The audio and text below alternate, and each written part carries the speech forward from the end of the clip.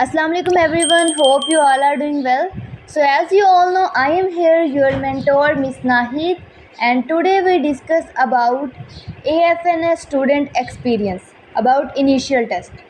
तो आज हम इनिशियल टेस्ट जो स्टूडेंट का एक्सपीरियंस है उसको डिस्कस करेंगे।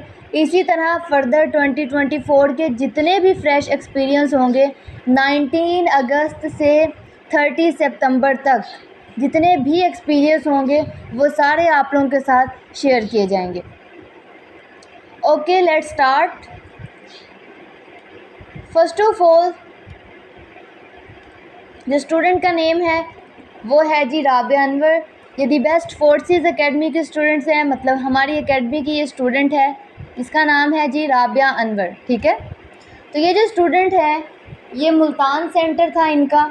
ठीक है, उसके बाद उन्होंने बताया है कि जो उनका स्टेटस है अल्हम्दुलिल्लाह, शुक्र है अल्लाह पाक का, क्लियर। ठीक है, कि इनका इनिशियल टेस्ट जो है वो क्लियर हो चुका है। अब वो आप लोगों को गाइडेंस दे रही हैं और अपना एक्सपीरियंस बता रही हैं। उसने कहा है first of all to all my guidance verbal and non verbal totally army question bank वाले पीडीएफ में से था। मतलब कि वर्बल और नॉन वर्बल वाले जो क्वेश्चंस हैं वो आर्मी क्वेश्चन बैंक वाले पीडीएफ से थे।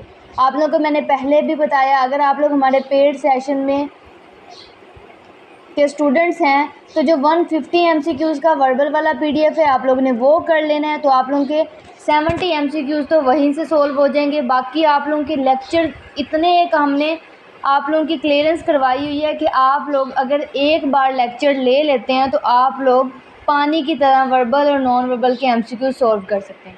अब उसने कुछ क्वेश्चंस जो हैं वो शेयर भी कर दिए हैं, जिसमें उसने कहा है अब ये वाले जो क्वेश्चन है वो इस साल भी जो हैं आपके पेपर में ये वाले क्वेश्चंस लाजमी होंगे। जिसमें है वाई वी बॉयल मिल्क, तो आंसर है कि टू किल जर्म्स। उसके बाद है why parents send children to school, कि जो पेरेंट्स हैं वो क्यों चिल्ड्रन को स्कूल भेजते हैं, फॉर ग्रूमिंग, इसका आंसर है। तो एज़ इट इज़ क्वेश्चन होगा और एज़ इट इज़ आंसर जो मैं आपको बता रही हूँ। उसके बाद है 90% ऑफ 90, तो ये वाला जो ज़ीरो है वो इस ज़ीरो से कैंसिल हो जाएगा। ठीक है, और 9 × 9 81। ठीक है, उसके बाद है 1/3 ऑफ 120 इज़, कि 1/3 ओवर 120 को हम मल्टीप्लाई करेंगे तो जो आंसर जो होगा वो इसका राइट ऑप्शन होगा। उसके बाद कह रही हैं कि सीरीज़ वाले क्वेश्चन थे, सीरीज़ का अगर आप लोग लेक्चर ले लेते हैं तो ये कंप्लीट हो जाएगा। ये सिंपल सा एक क्वेश्चन है अल्फ़ाबेट्स का कि व्हाट कम्स आफ्टर एम। ठीक है, एम के बाद क्या आता है, एन आता है। उसके बाद व्हाट कम्स आफ्टर जी, जी के बाद एच आता है। ठीक है, इसी तरह ये भी आ सकता है कि जी से पहले आता है तो बिफोर आ जाएगा, एम से पहले क्या आता है, तो अल्फ़ाबेट्स वाले इस तरह के सिंपल क्वेश्चन आ जाते हैं। उसके बाद वो कह रहे हैं डेज़ रिलेटेड था और डायरेक्शन रिलेटेड था। अगर आप डेज़ रिलेटेड का लेक्चर ले लेते हैं और डायरेक्शन रिलेटेड को समझ लेते हैं, इसकी ट्रिक और टिप्स को, तो 100% ये क्वेश्चन भी आप सॉल्व कर लेंगे। उसके बाद वो कहती हैं कि एक डिक्शनरी के हिसाब से बताना था, बच्चों के 4 नेम थे उनमें से। ठीक है, ये डिक्शनरी में से क्वेश्चन आया हुआ था।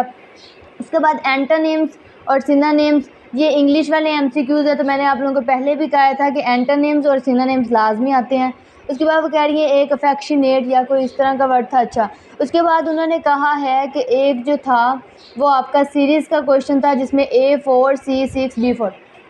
अब एक टिप समझें या जो मर्ज़ी समझें, अगर आप लोग वर्बल में ये टिप अच्छे से याद करके जाएंगे, आपके एक तो आप लोगों का टाइम बचेगा, ऊपर से आप लोग आंखें बंद करके जो हैं सीरीज़ वाले क्वेश्चन हो, अल्फ़ाबेट्स वाले हों, आप लोग वो सोल्व कर लेंगे। आप लोगों ने क्या करना है, आप लोगों ने जितने भी ABC है उनको नंबरिंग के हिसाब से याद कर लेना है। जैसे ABC, अब 1 पे क्या है, A है, 2 पे क्या है, B है, C पे क्या है, 3 है। तो ये आप लोगों को Z तक आप लोगों को अल्फ़ाबेट्स विद नंबरिंग याद होनी चाहिए। या फिर आप लोग क्या करें, आप लोग याद कर लें या फिर अपने हाथ पे छोटी सी बना लें। ठीक है, उसके बाद है जी, उसके बाद वो कहती हैं एक इस तरह की सीरीज़ थी, बैक वाले अल्फ़ाबेट से, सेम अल्फ़ाबेट्स वाले में से थे, कि मतलब Z1, वो कहेंगे आप लोगों को Z7 है तो W क्या है, इस तरह का क्वेश्चन आ जाते हैं आप लोगों को।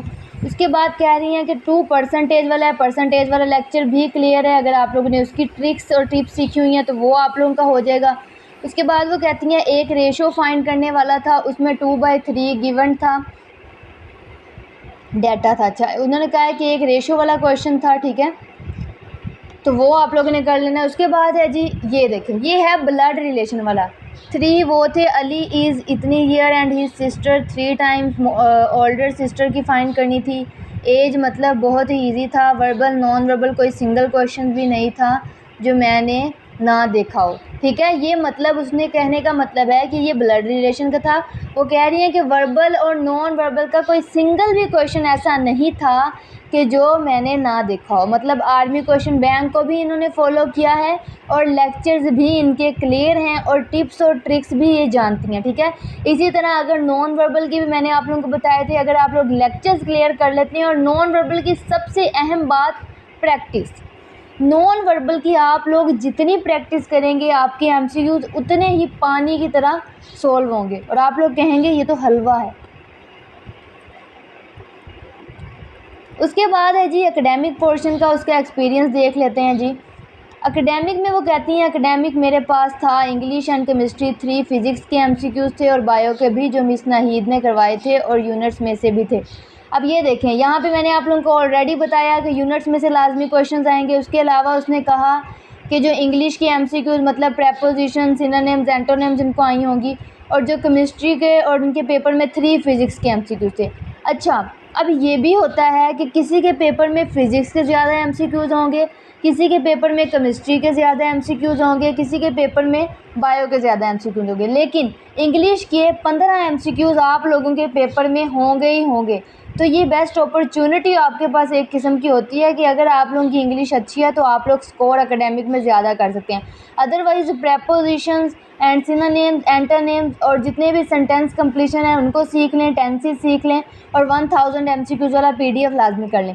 अब जो एकेडमिक क्वेश्चन उसने एक्सपीरियंस में बताए हैं वो नोट कर लें और इससे मिलते जुलते भी आप लोगों को आने चाहिए, ठीक है। अब जितने भी मैंने एकेडमिक के आप लोगों के इनके एक्सपीरियंस में क्वेश्चंस हैं, आप लोगों ने एक बार बुक से भी जाके इनको रिव्यू कर लेना है। उसने कहा which type of bacterial cell full of flagellate. उसके बाद कहती हैं मोनोट्राइचिस, एम्फीराइचिस, लोफिट्राइचिस और आर्टिचाइसिस। ये क्वेश्चन है। उसके बाद कहते हैं एक था पाइप में जब फ्लूइड फ्लो करता है तो क्या चीज़ ज़्यादा होती है, density of fluid, pressure of fluid.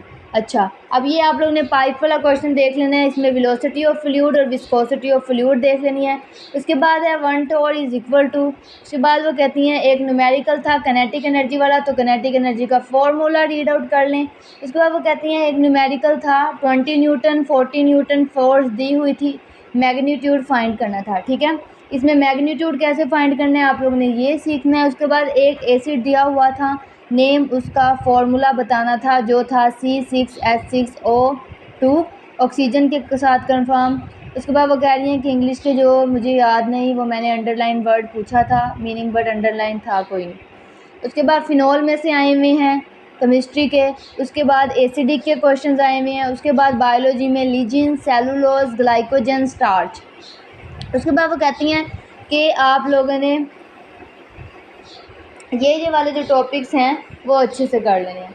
अब ये एक्सपीरियंस शेयर करने का मेरा क्या मतलब था, मेरा ये एक्सपीरियंस आप लोगों के साथ इसलिए शेयर किया कि 2024 में जो नेक्स्ट जितने भी एक्सपीरियंस आएंगे वो आप लोगों के साथ शेयर किए जाएंगे और वो जितने भी इम्पोर्टेंट क्वेश्चंस होंगे आप लोगों ने नोट कर लेने हैं ताकि आप लोग 100% परफॉर्म कर सकें, क्योंकि ये बहुत ज़्यादा चांसेस होते हैं कि जो बाकी स्टूडेंट्स के पेपर में क्वेश्चंस आ रहे होते हैं वो आप लोगों के क्वेश्चन भी रिपीट होते हैं, क्योंकि पाकिस्तान आर्मी वाले क्या करते हैं कि जो AFNS का टेस्ट है वो शफल कर रहे होते हैं, ठीक है। उसी शफलिंग में आप लोगों के पास भी वो MCQ ज़रूर आते हैं। तो